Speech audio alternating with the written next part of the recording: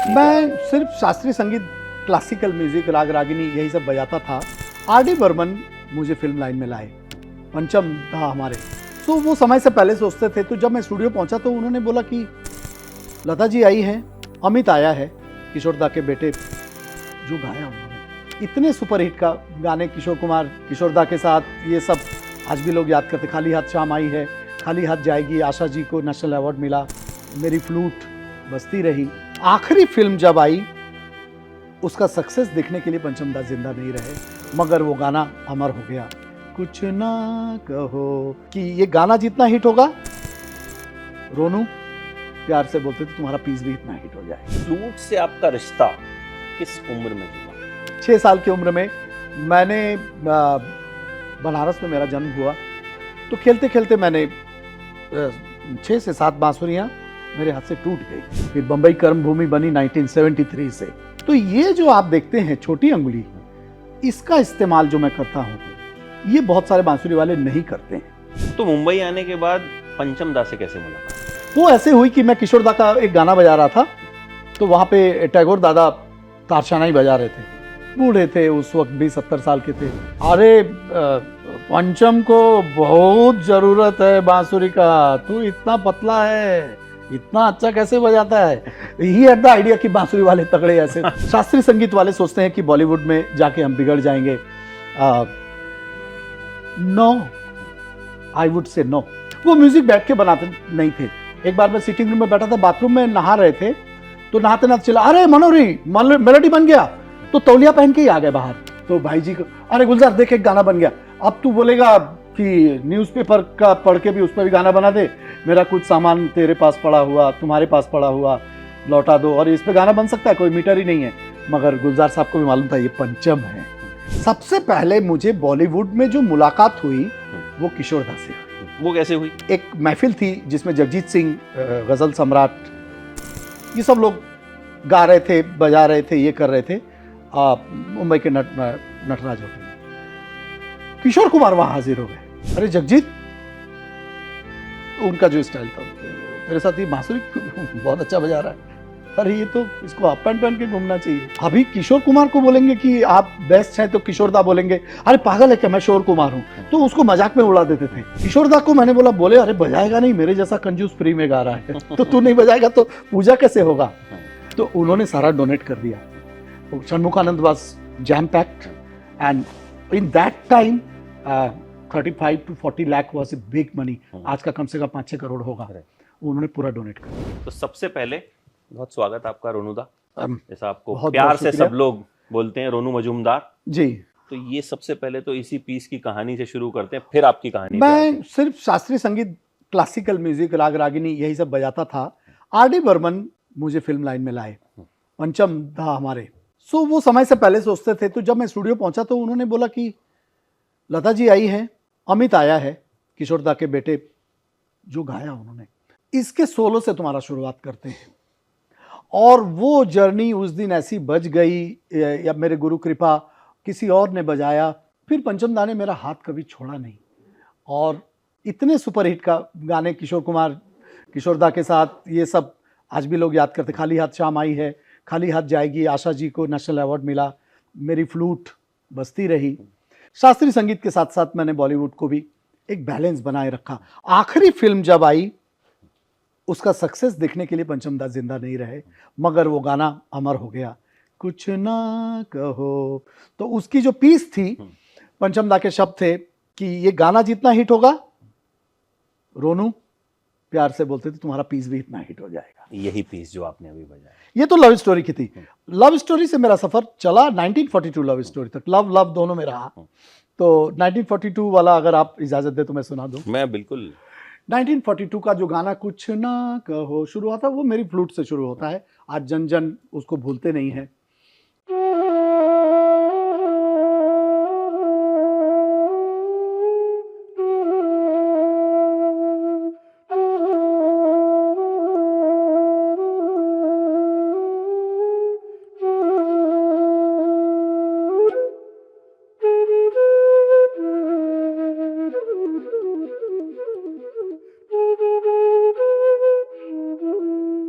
इस तरह से गाना शुरू क्या हुआ। बात है। तो फ्लूट से आपका रिश्ता किस उम्र में जुड़ा? 6 साल की उम्र में मैंने बनारस में मेरा जन्म हुआ, तो खेलते खेलते मैंने 6 से 7 बांसुरियां मेरे हाथ से टूट गई। तो पिताजी शाम को आए और बोले कि सजा तुमको ऐसी मिलेगी, न मारना न डांटना न कुछ, ये जो तुमने फ्लूट तोड़े हैं उतने ही घंटे तुम्हें रियाज करना पड़ेगा, प्रैक्टिस करनी पड़ेगी। वो जो पिताजी की आज्ञा थी, उसने मुझे रोनू मजूमदार से फ्लूट विजार्ड पंडित रोनू मजूमदार बनाया। तो बंगाल में रहना हुआ कभी, या थ्रू आउट बनारस में ही जन्म हुआ, बनारस में ही रहे? बंगाली तो मैं हूँ, मगर बंगाल में रहना नहीं हुआ, अनफॉर्चुनेटली या फॉर्चुनेटली। क्योंकि फॉर्चुनेटली इसलिए कि बनारस में उस वक्त बिस्मिल्लाह खान साहब, गिरिजा देवी, ठुमरी क्वीन, पंडित किशन महाराज, ये सब अपने जवानी में थे। उनको रियाज करते हुए देख के जो चीज़ें मेरे पास आई, वो शायद मुझे कहीं नहीं मिलता। और पार्टीशन जब हिंदुस्तान पाकिस्तान का हुआ, तो सारे बंगालीज भाग के ईस्ट बंगाल से वेस्ट बंगाल आ रहे थे। मेरे पिताजी को कुछ बनारस का लॉ लगा हुआ था, तो वो अपना साहब जो है वो बनारस चले गए और हम लोग को बनारस की ये विरासत मिली। फिर बम्बई कर्म भूमि बनी 1973 से। तो जब 6 साल की उम्र में पिताजी ने कहा कि रियाज कीजिए आप, उसके बाद बम्बई आने से पहले किस तरह से ट्रेनिंग हुई, क्या कुछ रहा वो सफर? बांसुरी के जो जन्मदाता है पंडित पन्नालाल घोष, उनके पिताजी शिष्य थे। तो ये जो आप देखते हैं छोटी अंगुली, इसका इस्तेमाल जो मैं करता हूं, ये बहुत सारे बांसुरी वाले नहीं करते हैं। तो ये पन्ना बाबू टेक्निक आप कह सकते हैं। तो इसकी शुरुआत पिताजी ने बनारस में करवा दी। हालांकि वो तो थे बहुत बड़े पेंटर और डॉक्टर, मगर बांसुरी भी अच्छी जानते थे। तो बंबई में आके मुझे गुरु की प्राप्ति हुई, पंडित विजय राघव राव। उसके बाद अथ स्वागतम, शुभ स्वागतम जो इंदिरा गांधी जी के टाइम पे हुआ, तो उसमें मैंने बांसुरी बजाई। तो भारत रत्न पंडित रविशंकर जी मेरे गुरु बन गए। हालांकि जब वो गए तो ऐसा कहते हैं कि वो डेट अब 1000 साल बाद आएगी। तो वो भारत रत्न तो थे ही, मगर विश्व रत्न कहलाते थे वो। तो विश्व रत्न से मैंने सीखा। और बॉलीवुड और बॉम्बे जाने के बाद एक चीज़ कमाल की हुई। बॉम्बे एक ऐसा मार्केट है म्यूज़िक का, जहाँ पे आपको हर जॉनर के बादशाह मिल जाएंगे, चाहे वो राहुल देव बर्मन हो, चाहे लक्ष्मीकांत प्यारेलाल हो, चाहे शास्त्रीय संगीत के पंडित रविशंकर जी हो। वो तो दिल्ली में थे हालांकि चाणक्यपुरी में, मगर बम्बई आना जाना उनका था। तो अथ स्वागतम भी मेरे बांसुरी के लिए जाना जाता है, जो एशियाड 82 का। तो मुंबई आने का फैसला किस वजह से लिया? क्योंकि बांसुरी तो चल रही थी, बॉलीवुड है मुंबई में। तो that's a good question. Actually पिताजी होम्योपैथिक के इतने बड़े बादशाह थे, तो होम्योपैथिक का इतना डिमांड बनारस में नहीं था। अच्छा। और जो होम्योपैथिक के सबसे बड़े डॉक्टर थे, डॉक्टर मुखर्जी, वो अब नहीं रहे दुनिया में। तो उन्होंने पिताजी से कहा कि मजूमदार जी आप बॉम्बे आ जाइए। तब कभी मेरा लाइफ बनेगा या बिगड़ेगा ऐसी कोई बात पिताजी के मन में नहीं थी, मगर बोलते हैं ना कि सोने पे सुहागा। पिताजी शिफ्ट हुए, पिताजी शिफ्ट उनकी वजह से आप शिफ्ट? उनकी वजह से मैं शिफ्ट। तो ऐसा नहीं था कि आपको था कि बम्बई जाके मुझे करियर बनाना है, वैसी कोई कहानी नहीं? ऐसी कोई कहानी नहीं, करियर बनता चला गया। और एक चीज थी कि मैंने कभी फुल टाइम में म्यूजिक पे ही अपना रोजी रोटी कमाऊंगा, ये भी कभी नहीं सोचा मैंने। ये तो ऐसा हो गया कि सफर जब चलता गया तो मुझे लगा कि ये बांस की बांसुरी छोड़ के मेरे जिंदगी में और कुछ है ही नहीं। मैं या तो फिल्म में बजाऊंगा, या क्लासिकल म्यूजिक 2-2 घंटे बजाऊंगा, या मैं वहाँ जाके रेमो फर्नांडिस के साथ बजाऊंगा। रेमो और रोनू करके एक प्रोजेक्ट हुआ था। और या मैं अनूप जलोटा जी के साथ भजन बांसुरी करूंगा। तो ये बांसुरी ने मुझे इंटरनेशनल बनाया। तो मुंबई आने के बाद पंचम दा से कैसे मुलाकात? वो ऐसे हुई कि मैं किशोर दा का एक गाना बजा रहा था, तो वहाँ पे टैगोर दादा तारशाना ही बजा रहे थे। बूढ़े थे उस वक्त, 20-70 साल के थे। अरे मैं थोड़ा सा उनको इमिटेशन भी करता हूं। मजा आया। अरे पंचम को बहुत जरूरत है बांसुरी का, तू इतना पतला है, इतना अच्छा कैसे बजाता है। ही हैड द आइडिया कि बांसुरी वाले तगड़े ऐसे होने चाहिए, जिनकी छाती इतनी बड़ी होनी चाहिए।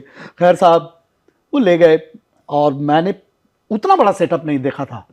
किशोरदा के साथ तो बजा रहा था रेडियो जेम्स में, वर्ली मुंबई, मगर मैंने इतना बड़ा कि 60-70 वायलिन, 5-6 चेलो, व्योला और डबल बेस, अपराइट बेस, और केसी लॉर्ड उस वक्त जिंदा थे, वो एक्कोर्डियन लेके बैठे। तो मेरे लिए एक cinematic effect, film centre, R D Burman, Lata Mangeshkar ji, Amit Kumar, what is this, कहाँ मैं आ गया हूँ। तो बॉलीवुड तब नहीं कहते थे, तब हम लोग हिंदी फिल्म इंडस्ट्री कहते थे। तो मुझे बॉलीवुड ने बहुत कुछ दिया। शास्त्रीय संगीत वाले सोचते हैं कि बॉलीवुड में जाके हम बिगड़ जाएंगे। No, I would say no. Ustad Rais Khan Sahab ने ऐसी सितार बजाई मदन मोहन जी के साथ।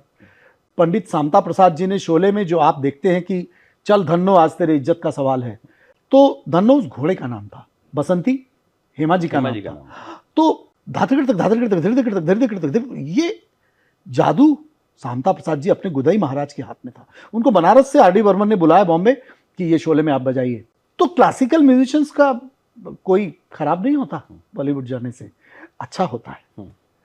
अच्छा, पंचम दा का जो म्यूजिक है जी, तो एक ऐसा म्यूजिक है जो मतलब फॉरएवर, फॉरएवर, मतलब आप अभी Beyond अभी time. कोई गाना बज जाए हमारे जुबान पे अपने आप वो वर्ड्स आ जाएं। जी, मतलब आपको, और दुनिया भर के रिमिक्स अभी होते हैं सब बड़ी बड़ी फिल्मों में। अभी आप मतलब उनके गाने जो हैं वो अब तक फिल्मों के थीम सॉन्ग बनते हैं। जी, तो आपने उनको बड़े करीब से देखा, जी। जाहिर है उनके साथ काम किया, तो क्या प्रोसेस क्या रहता था उनका म्यूजिक बनाने का, और क्या किस किस तरह के इंसान थे? वो म्यूजिक बैठ के बनाते नहीं थे।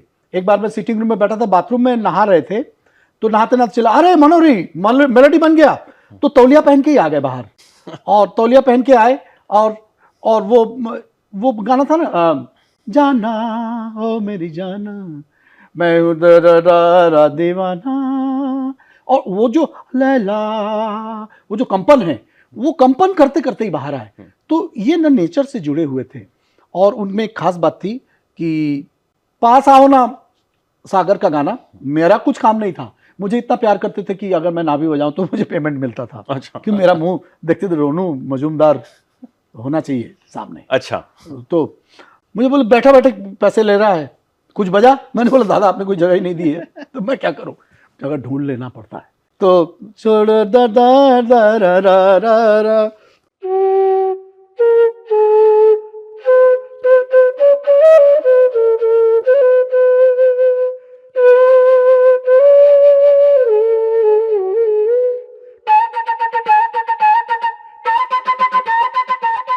ये पास आओ ना के गाने को चार चांद मेरे बांसुरी ने। तो वो हर एक चुनचुना बजाने वाला, मराकस बजाने वाला, खब्बास बजाने वाला, सबको इंपॉर्टेंट, किसी को छोटा नहीं समझते थे। तो उससे उनके म्यूजिक में एक फ्रेशनेस, क्योंकि contribution of everyone makes it so delightful. ऐसा नहीं सोचते थे कि एक साइड दम बजाने वाला मुझे क्या कंट्रीब्यूशन करेगा। तो ये बात उनकी कमाल थी, और नेचर से लेके आते थे। जैसे आप जानते हैं सत्ते पे सत्ता में वो जो अमिताभ जो विलेन है, अमिताभ जी, अमित जी जो हैं, तो बच्चन साहब उसमें थोड़ा सा उनके आंख पे भी कुछ अलग किया था। तो पानी गले में डाल के गार्गलिंग करके उसका साउंड लेके विलेन का साउंड निकाला। तो मैंने कितने बार हम लोग फ्लटरिंग करते हैं, स्टैकेटो बजाते हैं, तो मैं फ्लटरिंग आपको सुना रहा हूँ, एग्जैक्टली फ्लटर। मैंने कितने फिल्म में फ्लटर बजाया।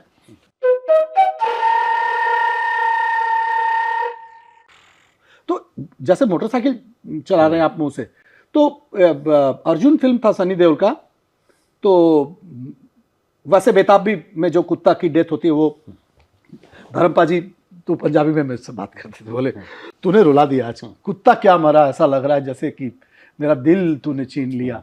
तो धर्मपा जी बैठे हुए थे क्योंकि सनी की पहली फिल्म थी, तो उसमें भी मैंने कुछ ऐसा बजाया कि सनी का सबसे प्यारा कुत्ता सनी देओल का मर गया। और गार्गलिंग का साउंड, ये साउंड, तो साउंड से खेलते थे वो। कभी भी उन्होंने म्यूजिक को ऐसे नहीं समझा कि मैं हारमोनियम लूंगा, चलो एक गाना बनाते हैं। चलते चलते चलते अरे गुलजार, तो क्योंकि वो दोनों एक दोस्त थे, तो भाई जी, हम लोग उनको इंडस्ट्री में गुलजार साहब को हम लोग भाई जी कहते हैं, मेरे से बहुत क्लोज हैं। तो भाई जी को, अरे गुलजार देख एक गाना बन गया, अब तू बोलेगा कि न्यूज़पेपर का पढ़ के भी उस पर भी गाना बना दे, मेरा कुछ सामान तेरे पास पड़ा हुआ, तुम्हारे पास पड़ा हुआ, लौटा दो, और इस पे गाना बन सकता है, कोई मीटर ही नहीं है। मगर गुलजार साहब को भी मालूम था ये पंचम है, तो उस पे गाना बना दिया। हाँ, मेरा कुछ सामान तुम्हारे पास पड़ा, मतलब खूबसूरत गाना, खूबसूरत गाना। आपने एक बात बोली कि वो किसी को भी छोटा नहीं समझते थे। जी जी, मुझे लगता है इसी चीज ने उनके म्यूजिक को बड़ा कर दिया। इसी से वो बड़े हो गए। जो किसी को छोटा ना समझे वो खुद बड़ा होता है। और जो सबको इंपॉर्टेंस देना, जैसे ने कहा कि खुद अपनी जगह ढूंढ ले, खुद अपनी जगह कहीं ना कहीं उन्होंने आप पे भरोसा दिखाया कि ये कुछ करेगा और वो अच्छा करेगा। Absolutely absolutely. जैसे परिंदा में नाना पाटेकर जो कि मेरे बहुत अच्छे दोस्त हैं, नाना जो मराठी में मैं दादा बोलता हूँ एक्चुअली, लोग नाना पाटेकर, तो वो विलन है। वो उसमें सुरेश ओबेरॉय भी है। वो एक बांसुरी बजाता है, वो सीधी वाली बांसुरी बजाता है। तो सीधी वाली बांसुरी तो मैं बजाता नहीं हूँ। पंचम दा मुझे बोले कि अरे वो देख देख देख देख वो बैकग्राउंड में आज तभी मोबाइल तो थे नहीं, अरे तेरे पास सीधी वाली फ्लूट है। मैंने कहा अलगोजा, अरे लेके आ। तो अलगोजा जो पंजाब की होती है वो मैं लेके पहुंच गया। तो बोले देख सुरेश ओबेरॉय जो है वो जब भी कुछ खराब करने वाला होता है तो बांसुरी बजाता है। मैंने कहा पंचम दा मैं तो अच्छा करने वाला होता हूँ तब बजाता हूँ। बोले वो विलेन को देख, विलेन को देख, वो बांसुरी बजा के अपने मन का वो बता रहा है कि अभी मैं कुछ करूंगा, ये साइन तुझे देना है। ऐसा बजा जैसे तू कुछ बुरा करने वाला है। तो मैं सचमुच कह रहा हूं कि मैंने सीखा कि मैं बुरा कर सकता हूं, मैं ऐसा कैसे बजाऊं। मैंने बजाया।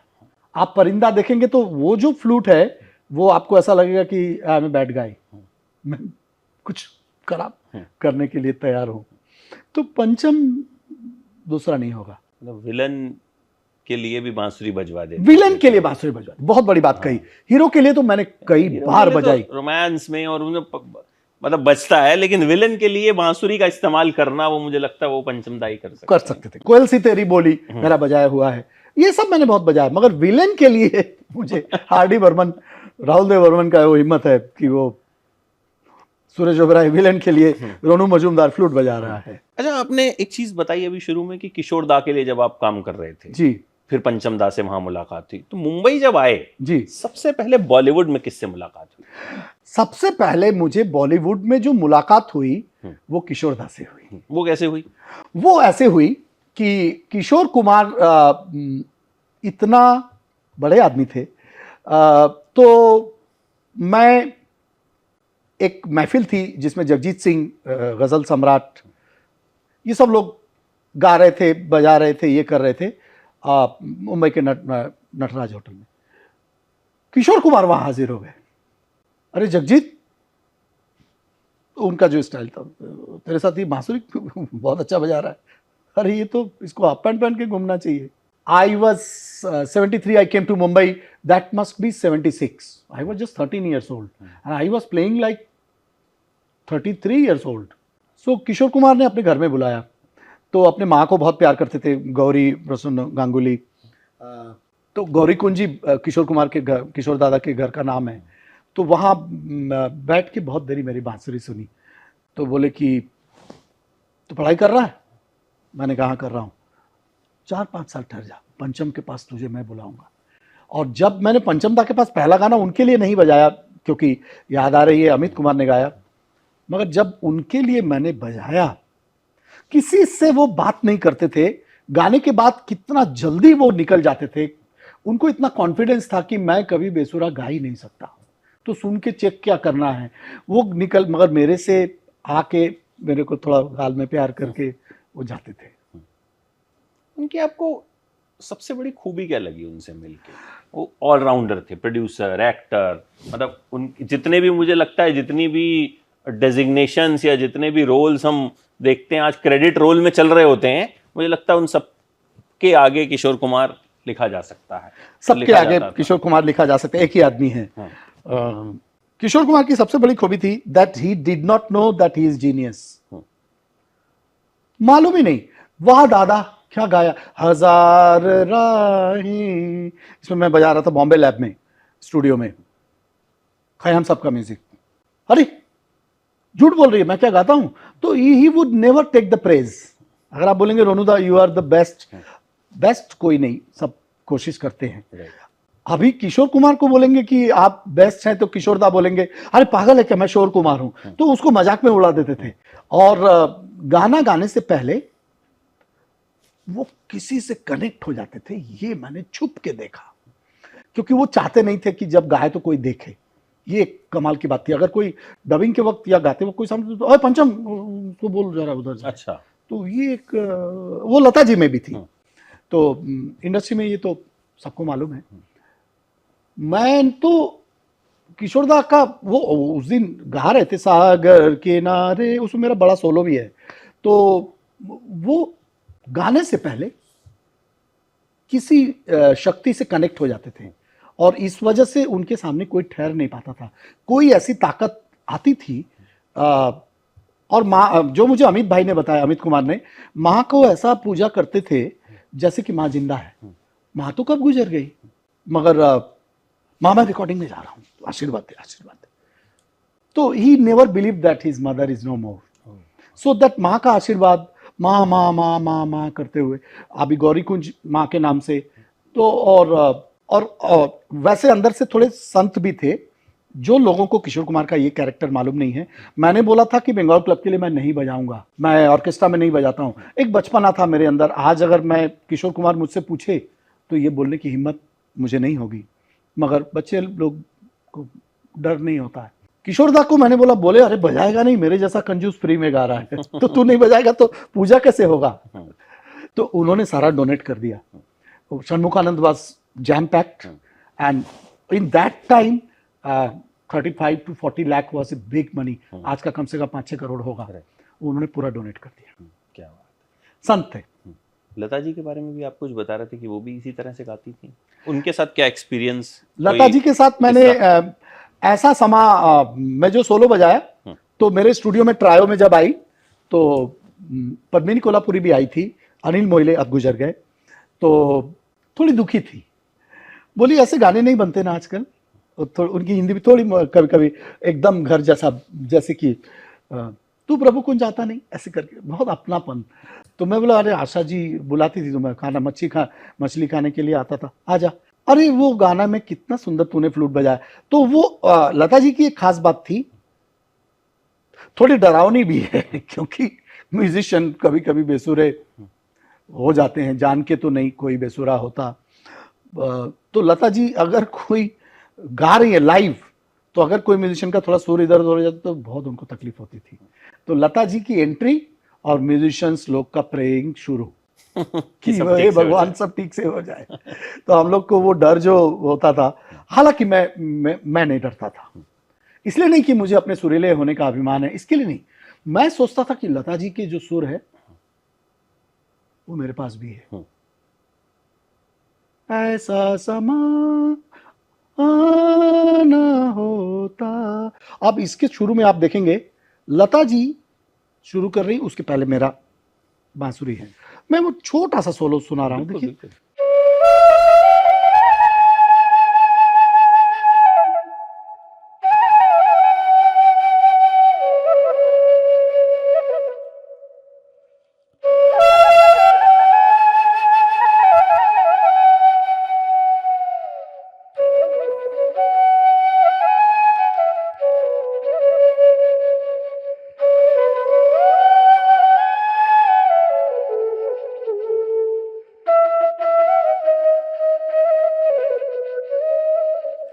तो क्या बात। मतलब, और वो उनका सोलो था, किशोरदा के साथ या किसी के साथ डुएट नहीं था, ऐसा उनको याद रहा। और मैंने तो नेहरू जी को देखा नहीं, कहते हैं कि उनकी याददाश्त भी ऐसी थी, पहचान बहुत साल बाद। तो इतने साल हो गए थे, मेरे स्टूडियो में आई, बोली क्या ऐसा समा में बांसुरी बजाए। मैंने पाँव छुआ, आशीर्वाद। नहीं, अभी ऐसे गाने नहीं बनते। तो प्रेजेंट टाइम में जो इतना जिगजैग और इतना इलेक्ट्रॉनिक से थोड़ी दुखी थी। She was missing the melody basically.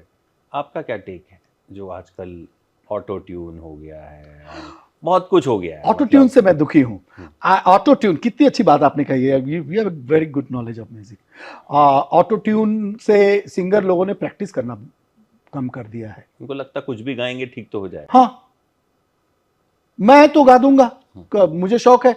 अरे नहीं, शौक तो है, आपको ये सीखने की चीज है। If you are studying 14 years to become MBBS doctor और सर्जन, हम तो 22 साल सीखे हैं तो भी अभी बोल रहे हैं कि सीख रहे हैं। तो सीखते नहीं है, ये नहीं होना चाहिए।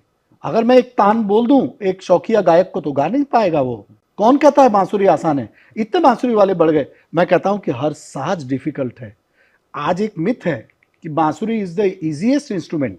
No, it is not, because मध्यम से सा मीड जाने के लिए कितना ग्लाइड, कितना हम 8-8 घंटे मेहनत करते हैं। एक मीड खाली दिखा रहा हूं आपको, ये देखिए मेरी 1 2 3 4 उंगलियां एक साथ जाएंगी। इतना भी अगर ये हो गया तो वो मीड नहीं आएगी। देखिए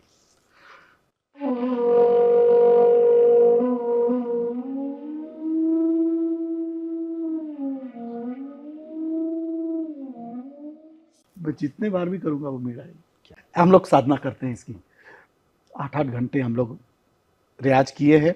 और आज भी हम मैस्ट्रो नहीं हैं। आज भी हम, कल मैं फ्री था तो होटल में मैं प्रैक्टिस कर रहा था। आज लेकिन जिस दौर में हम हैं, म्यूजिक जिस तरह का है, रील्स बनती हैं, बहुत सारे करियर ऑप्शंस हो गए, रील्स बहुत हो गई।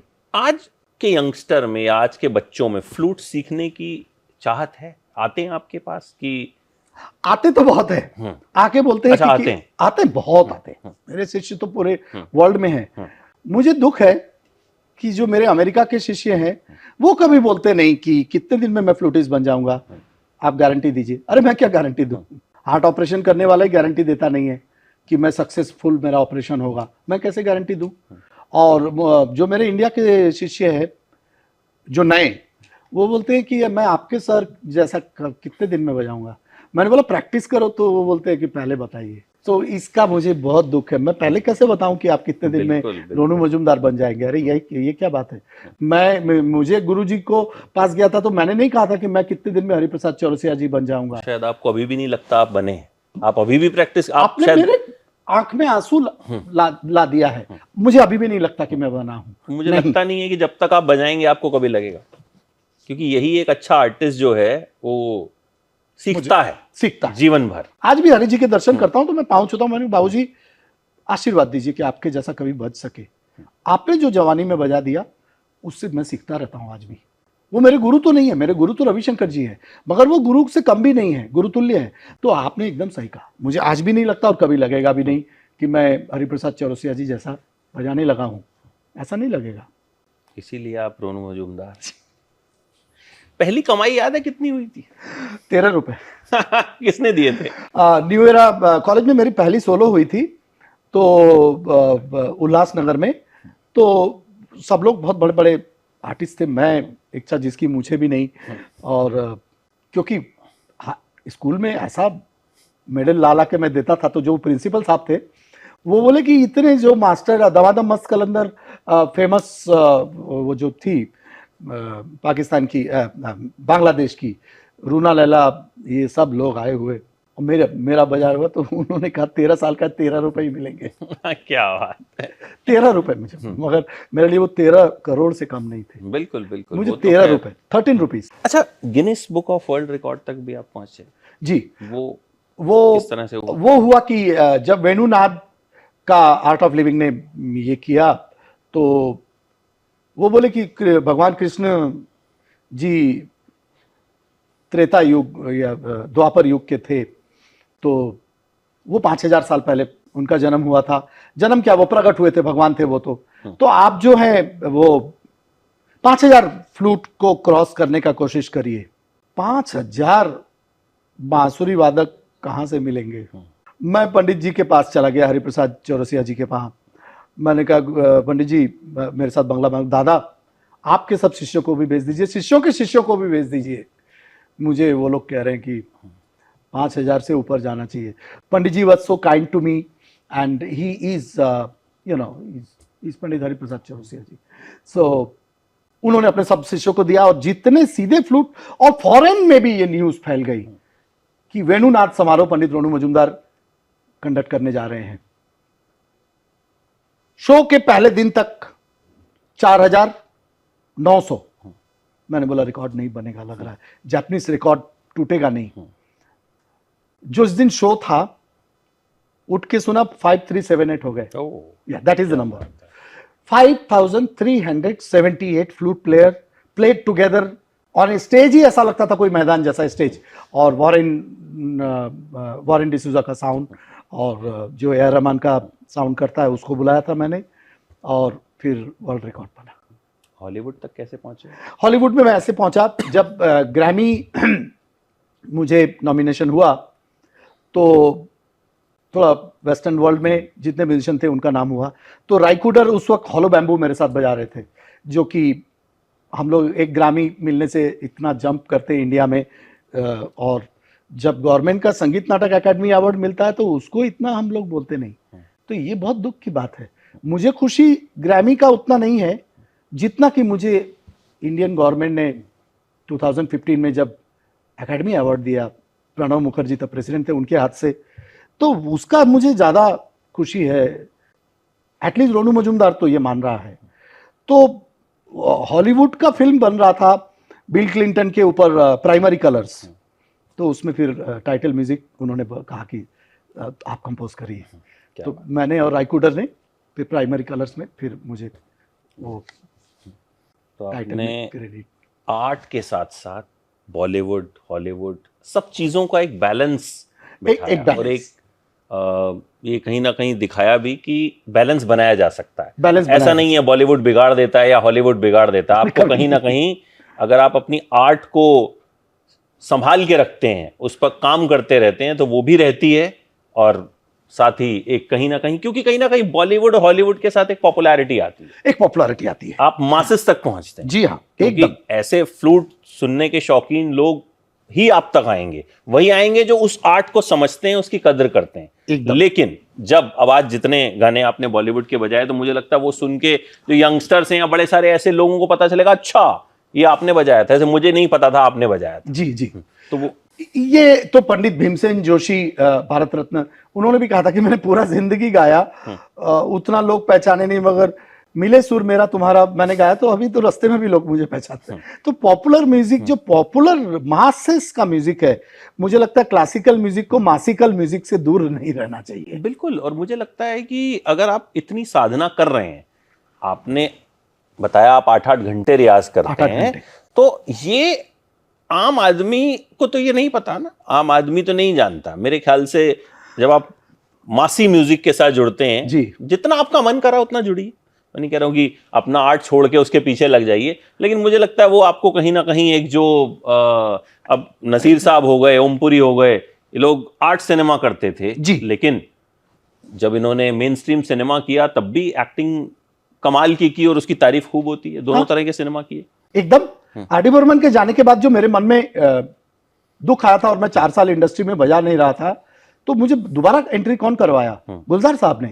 उन्होंने कहा कि मैं माचिस बना रहा हूं और तुम्हारी फ्लूट की जरूरत है, और मैं तुम्हारा नाम भी दूंगा स्क्रीन पे, और सीडी, उस वक्त सीडीज भी होते थे। उसमें कहाँ था? चंद्रचूड़ के, वैसे तो पानी पानी रे में तो है ही, सब गाने में पूरा फ्लूट उस फिल्म में मुझे विशाल भारद्वाज जी ने पूरे फिल्म के लिए मुझे बुक करके रखा था। मेरा जो यादगार जो जगह है वो टब्बू जब साइनाइड की गोली चंद्रचूड़ के वो आतंकवादी बनता है उसमें, उसके मुंह में दे रही है, तब राग मारवा मैंने बजाया और सीना चीर के रख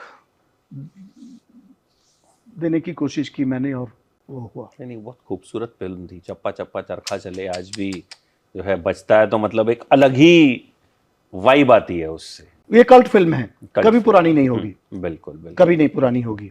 अब एक आखिरी सवाल आपसे, सबसे टफ सवाल, एज बंगाली, मछली ज्यादा पसंद है या रसगुल्ला? रसगुल्ला। ये सीधा जवाब है मेरा। नहीं, आप ऐसे ही रसगुल्ला की तरह मिठास घोलते रहिए और अपनी बांसुरी से जो है दिलों तक पहुंचते रहिए, क्योंकि कई बार बड़े बड़े म्यूजिक, बड़े बड़े जो धमक होती है, कहते हैं ना, और आजकल तो मतलब पता नहीं क्या क्या हो गया है, गाड़ी बगल में से निकलती है तो धरती हिल जाती है, इस तरह का म्यूजिक बजता है। लेकिन आई थिंक जो म्यूजिक आप क्रिएट करते हैं वो दिलों तक पहुंचता है, और वो सबसे जरूरी है। वो सबसे जरूरी है, बस वही है, ये दिल का सौदा है। और आज आपने मुझे यहाँ आने का मौका दिया, और आप आए, हमारे लिए ये मतलब खुशनसीबी है कि आपसे बात करने का मौका मिला, आपको सुनने का मौका मिला। So thank you so much Ronuda, और फिर मुलाकात करेंगे। और जाते जाते अगर कुछ हो जाए तो मतलब उससे अच्छा हो नहीं सकता कुछ। मैंने वो पीस तो सुनाया, मगर वो गाना भी सुना देता। जी।